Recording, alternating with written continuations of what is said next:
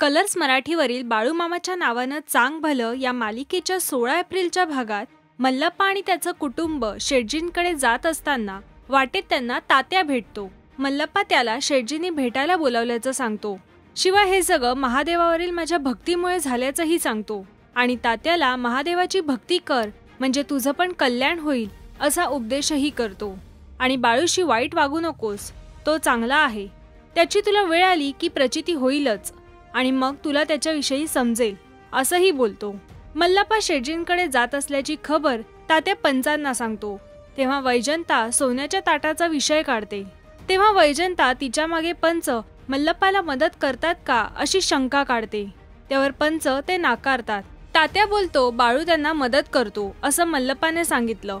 शिवाय मल्लप्पाने बाळूविषयी जे काही सांगितलं ते सर्व तो पंचांना सांगतो। तेव्हा पंच या सगळ्या प्रकरणात पुन्हा एकदा लक्ष घातलं पाहिजे असं बोलतात। इथे बाळूला गुंडप्पा भेटतो आणि तो बाळूची काही चूक नसताना त्याला प्रत्येक गोष्टीत त्याचं नाव घेतलं जातं, मात्र तू चुकीचा नाहीयेस असं सांगतो आणि ते दोघं गप्पा मारायला म्हणून देवळात जातात।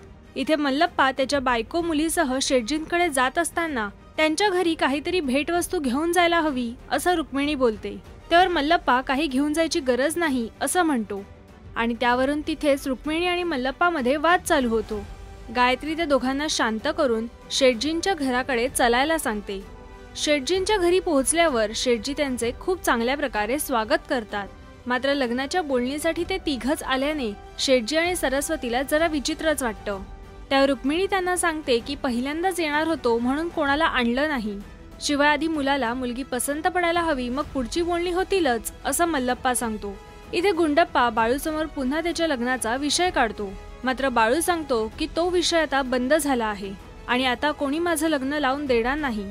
गणेशला मुलगी पसंत पडेल का या लग्नासाठी बाळू मल्लप्पाला आता काय मदत करेल हे बघण्यासाठी पाहत रहा बाळूमामाच्या नावानं चांग भलं, सोमवार ते शनिवार संध्याकाळी 7:30 वाजता फक्त कलर्स मराठीवर।